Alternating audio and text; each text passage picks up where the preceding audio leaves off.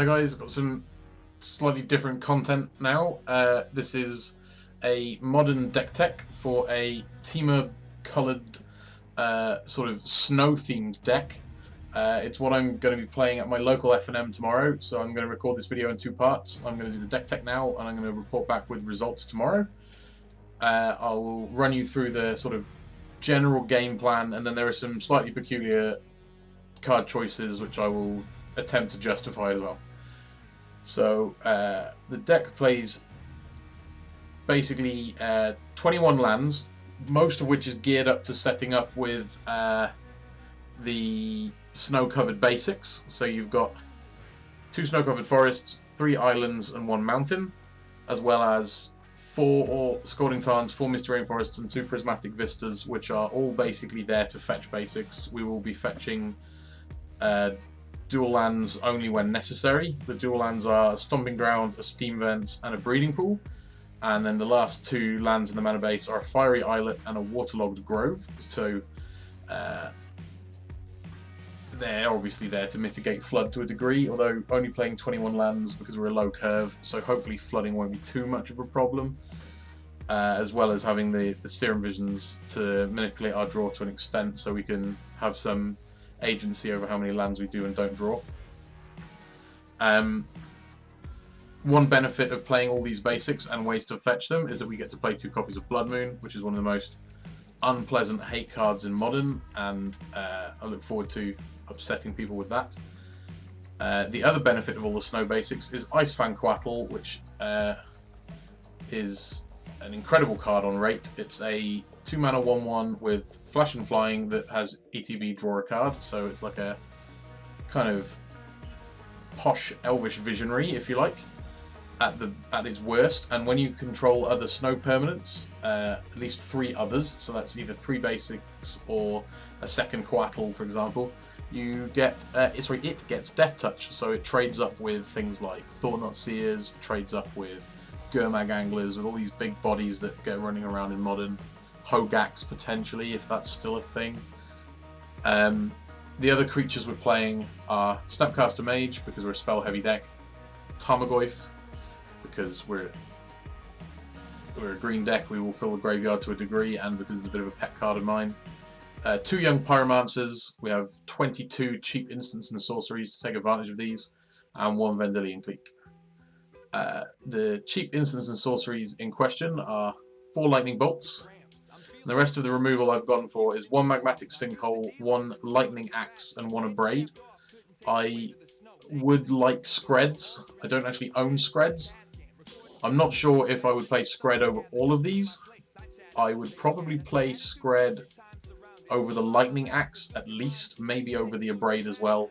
The Sinkhole being able to hit Planeswalkers is kind of a big deal where I play, because in my local meta we are fairly out of date, I would say. There's not too much like Is It Phoenix, there's not too much Dredge or Hogak or whatever. There's more like slightly more old school fairer decks, so I'm more likely to play against blue-white control or Tron or you know, Death Taxes or Humans or things like that. It's more likely I'll face those decks than I'll face you know, back-to-back rounds of Dredge and Hogak, for example. So I've got a that will come up again later when we're talking about the sideboard.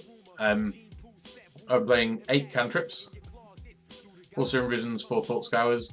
These are great with Young Pyromancer, just churning out tokens. Great with Snapcaster Mage, and just sort of nice, cheap, flexible cards in general to keep the velocity high, keep you turning things over and finding new answers that you need. And we've got some cheap interactions, so we've got 2 Spell Pierce. I think it's a good card, especially at the moment. I think if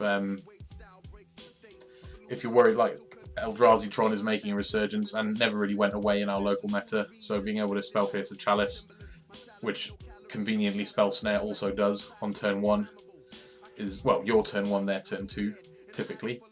That's a nice play pattern. The Mana Leak, Remand and Force of Negation are very flexible. I think it could be correct to have any combination of these, or you know, potentially even including things like Negate is a possibility, Logic Knot is a possibility. These are just what I went for tonight. I thought having a spread, I could see what was working for me and potentially change things about in the future. So that's the main deck. The sort of plan is to basically try to play a disruptive game where you sort of stick one or two of these cheap threats and then keep the opponent off balance long enough to kill them. Not unlike a Legacy Delver deck, or indeed the modern Delver decks of years gone by, although they're not really much of a thing these days. The sideboard, again, due to my local scene not being as graveyardy as the prevailing meta nationwide or worldwide, I'm only playing 2 Surgicals and 1 Ooze as my graveyard hate.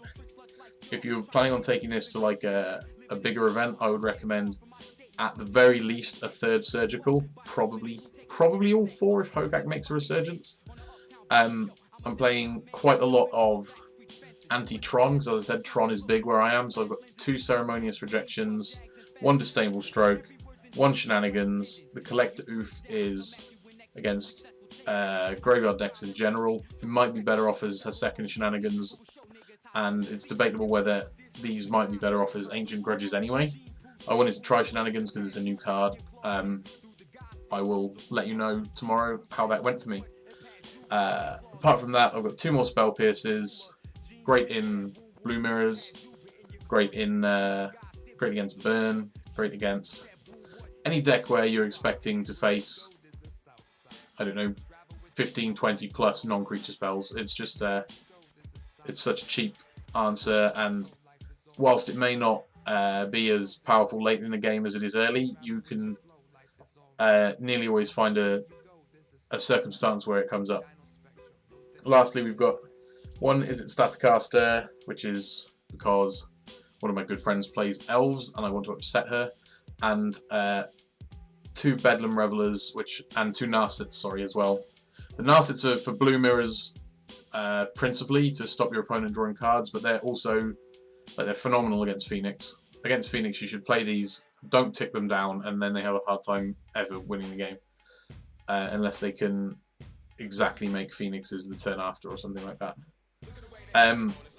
Yeah, sorry, the 2 Narsets and the 2 Bedlam Revelers are your sort of go big plan against mid-rangey opponents. So if I play against Black-Green X or Blue-White X or decks of that ilk, sort of fair 3-colour mid-range decks, something like this, I will bring all 4 of those cards in with a view to going sort of bigger, because our curve is so low.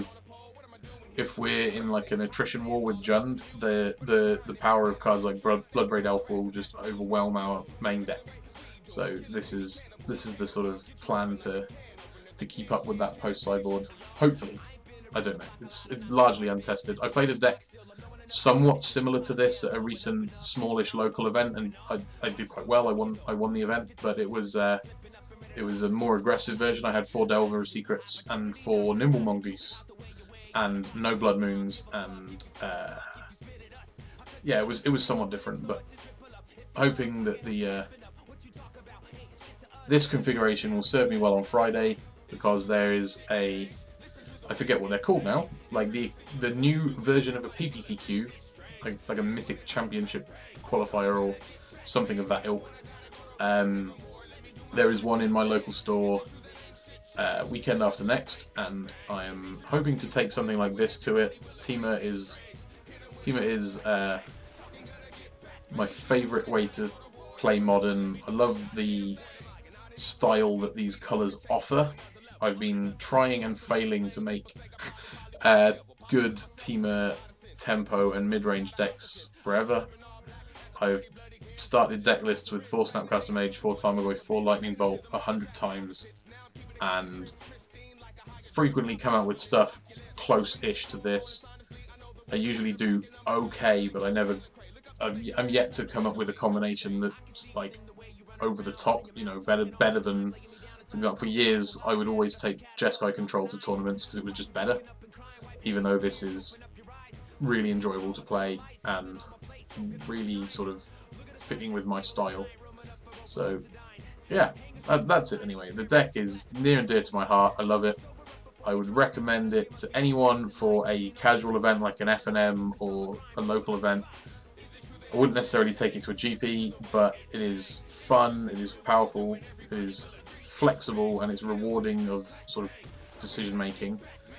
Hopefully on Friday, I will, which is tomorrow, it's Thursday today, I will do okay, and then on Saturday I'll record like a tournament report saying what happened each round and giving some feedback on some of the card choices, so you can see whether or not you think it might be a deck you'd like to play.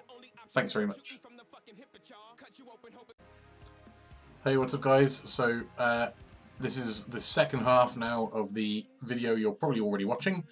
This is the Temur Snow breakdown of performance, basically. So I've just come back from my local FNM. It's super late on Friday night. It's like just about midnight. FNM finished an hour ago. We played 4 rounds, and I'm just going to go through what happened each round, the deck strengths, weaknesses, things I would change, things I was happy with, and hopefully try and build on this and turn it into a real deck, because it's close, it feels good. So my first round I got paired against red-green land destruction, or Ponza, which is a Blood Moon and sort of Stone Rain and Pillage deck with big top-end threats like 6-drops like Inferno Titan and stuff.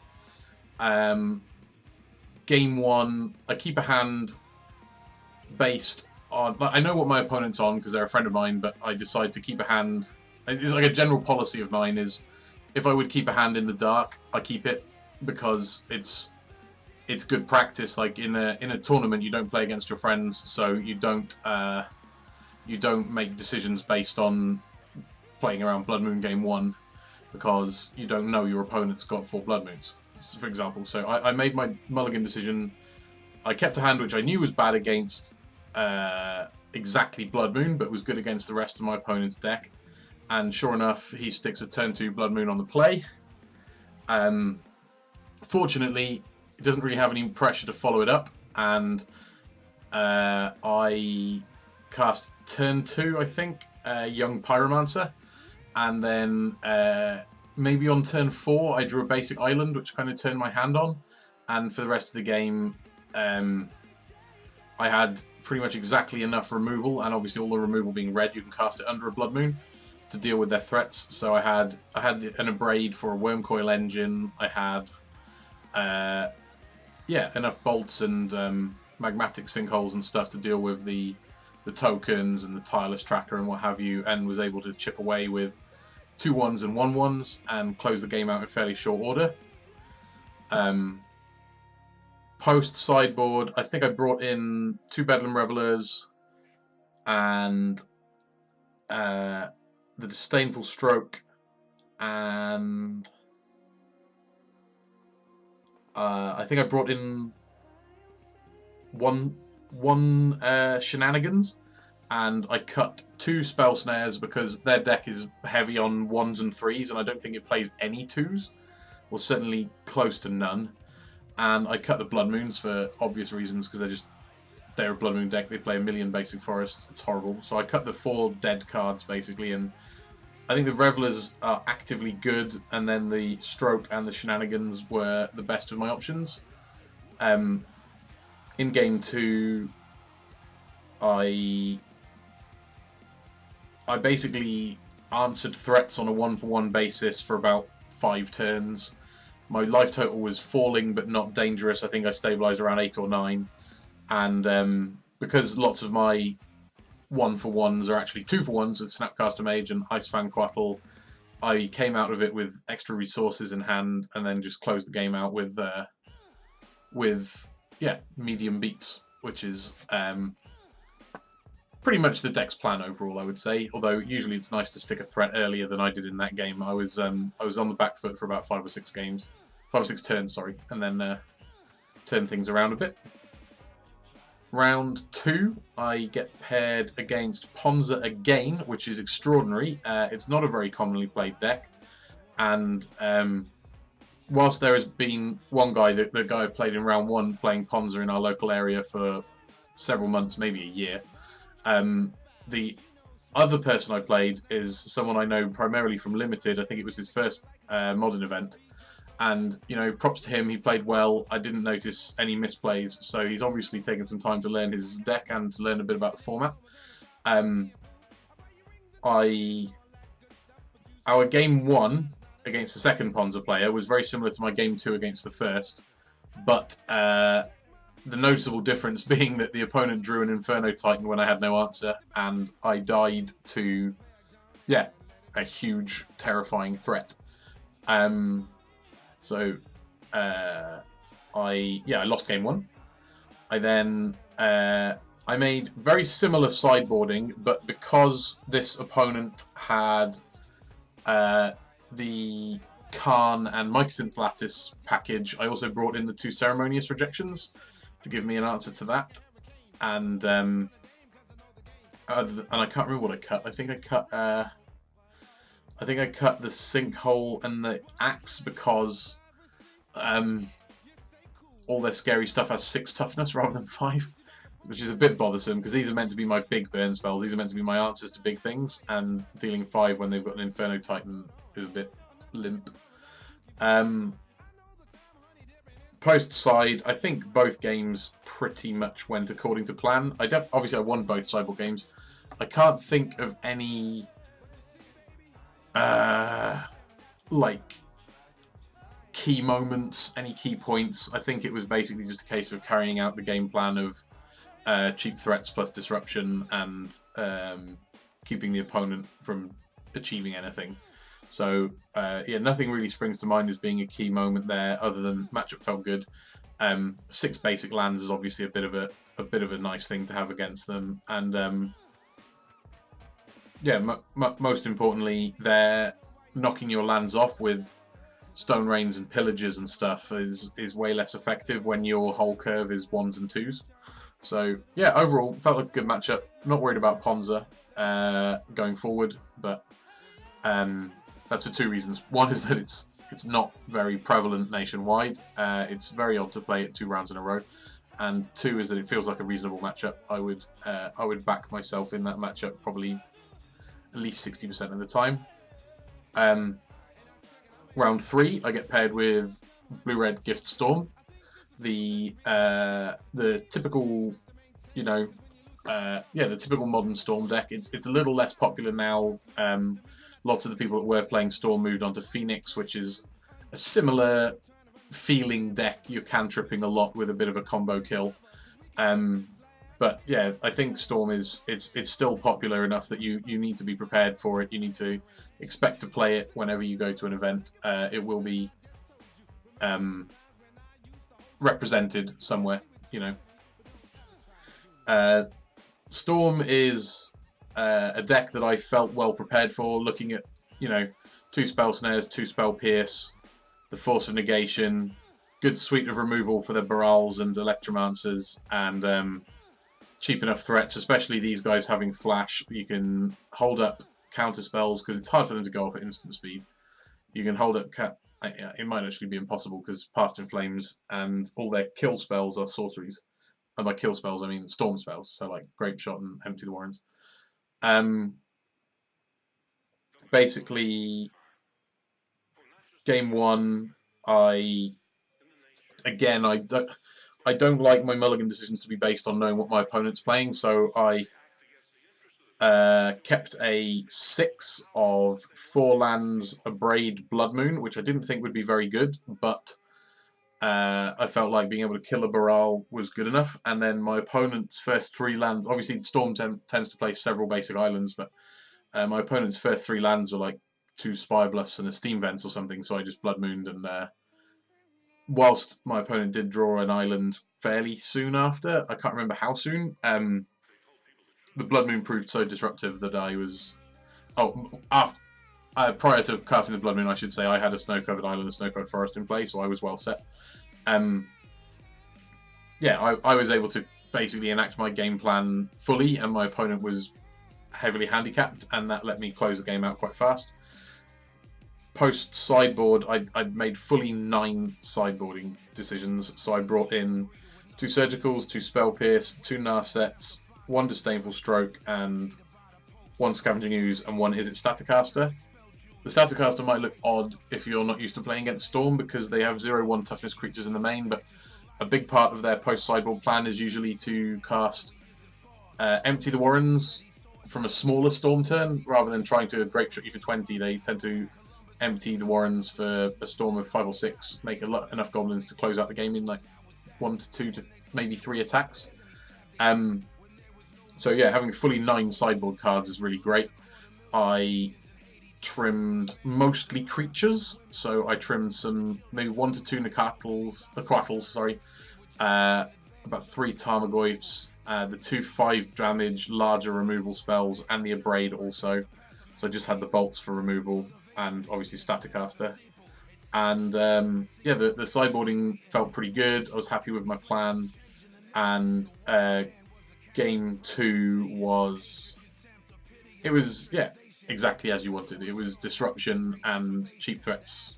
Again, the classic combination that's been winning all my games tonight. So at this point, I'm 3-0, and I've dropped 1 game, and I'm feeling really good. And in round 4, I get paired with Storm again, so it's a funny night. I've had this same matchups. I've had each matchup twice. In round 4, I kept a hand of 2 lands, 4 creatures, and a cantrip, I think, if memory serves. And 2 of the creatures were Quattles, so I thought I had enough redraws. And then basically the way things came together, or didn't come together for me in that game, was I continued to draw lands and creatures and didn't draw meaningful interaction, and got grape shotted to death. Maybe about 10-5. Nothing too extraordinary or explosive from the Storm player. They didn't have to do anything extraordinary because I didn't put up much of a fight. Same sideboarding as the previous opponent, because obviously I was expecting broadly similar post-sideboard strategies. Game 2 was a bit of a funny one because we both flooded. I drew about 9 or 10 lands, and opponent drew about 12, maybe 12 of he said he was playing 17, so that was an appalling ratio for them. And yeah, basically anemic beats plus a timely surgical got me. I nearly managed to punt, actually, because my opponent casted gifts with a load of mana up, but not much blue. I had a Remand, a Force of Negation, a blue card to pitch to Force, and a surgical in my hand. Oh, the blue card was a Spell Pierce that was effectively dead because we'd flooded. And basically what I should have done was Force of Negation the gifts. But I chose to remand it. My thinking was that tapping them out of blue would basically nullify the gifts, and then obviously I remembered they still have 1 Manamorphose left in their deck. When they recast it, I went to Force of Negation it again, which left me with 7 mana up, and the Storm count was 7 at that point, and my opponent cast a Flusterstorm with 7 copies plus the original, so I couldn't pay for the Flusterstorm. So their gifts resolved, which was loose on my part. I should have just Force of Negation the gifts in the first place. Fortunately, instead of just casting Past in Flames, which I think is what they should have done, so I put Past in Flames in their graveyard. Instead of casting Past in Flames, they went for a ritual, and I surgicaled the Past in Flames in response, and it's a sorcery, so that worked. Got a concession, and then game 3, I keep the sideboarding the same. This time I'm on the draw. I heavily signal having a 1 mana counter spell in my hand by shocking myself for a Steam Vents on turn 1 and passing. I had both Spell Pierce and Bolt, so my thinking was if opponent tries anything too scary on turn 2, most likely a Baral, I'm going to bolt it. So their turn 2, they passed, so I untap and play a second land. I think I fetch a basic Snow-Covered Island and cast a Serum Visions to set up my draws for the rest of the game because I have no more lands in hand. and opponent casts a dig spell called Peer Through Depths on my end step. I decide I'd like to spell pierce it based on, basically it was an incorrect decision because my opponent, sorry, in game 2 my spell pierces had been very bad. They'd been sat in my hand all game, didn't do anything, and I just snapped it off thinking, yep, spell pierce will counter that. That's getting reasonable value out of the spell pierce. I hadn't considered that opponent for game 3 would bring in Aria of Flame, and you can imagine what happened next. So I tap out on my turn 2 for the spell pierce. Opponent on the fairly irrelevant dig spell. You know, it's a powerful spell. It gets them something that they need, but in retrospect, it was aggressive and incorrect. Opponent untaps and plays an Aria of Flame, and I untap for my turn 3. I play Scavenging Ooze with a mana up for some interaction. They played a Baral and passed, and then I bolted it. Untap, eat the Baral, start attacking. I think they're at maybe 9 at this point. And then on their turn 5, they untap and play something trivial like Ritual Empty, make 4 goblins. And then basically they chump block for the rest of the game with the goblins whilst cantripping and ritualing just to dome me with the Aria of Flames ability. For those of you who don't know what that is, look that enchantment up. It's super powerful from Modern Horizons, and basically it's a way of turning any instant and sorcery you cast into significant damage to the opponent. So, long story short, about 4 or 5 turns later, I died to like a desperate ritual or something, some dross card that doesn't do anything, and I'm feeling a little bit foolish because I've basically blown it. Storm should be a great matchup. I had all the tools that game as well, and I lost because of a mistake. So there's a lesson there, which is to be a little more patient and to let the stuff that doesn't matter continue to not matter and not waste your spells on it. So yeah, bit of a foolish move, but you know, overall a successful night. 3-1 in matches, 7-3 in games, so pretty good.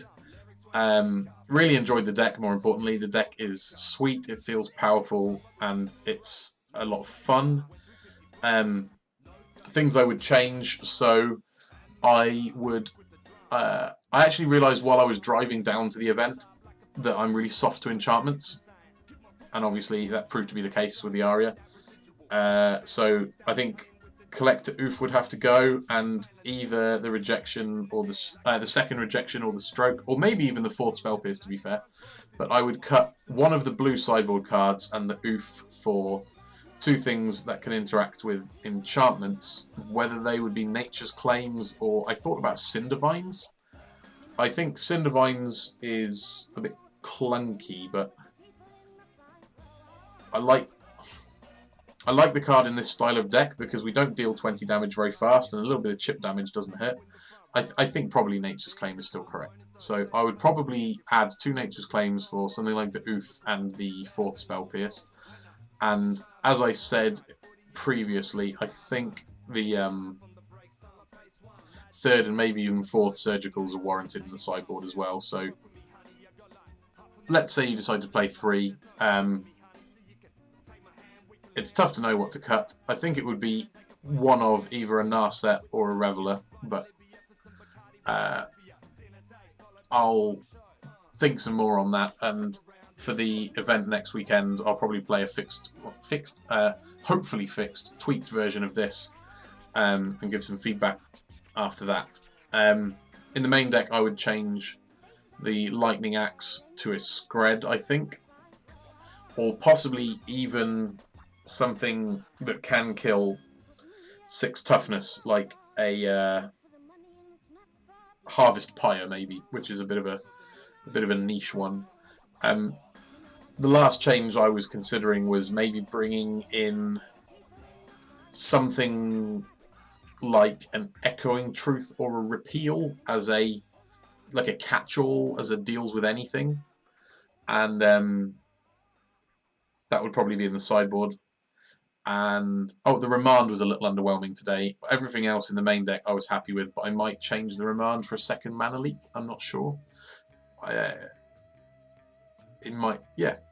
I think it might be worth making that upgrade as well. Not upgrade, that switch. So these are the changes I would consider. I would highly recommend you, at the very least, if you own the cards, I'd at least recommend you give the deck a go, because it feels powerful, it's fun, and loads of good feedback from friends of mine that saw the list. They all agreed it looks like a blast, and I had a great time playing it. Yeah, it's fairly competitive, I think, and I'm basically repeating myself at this point, so it's time to shut up. I'm a bit tired, and I think I've said everything I wanted to say. So, yeah, thanks for watching. Take care, and enjoy Temur Snow.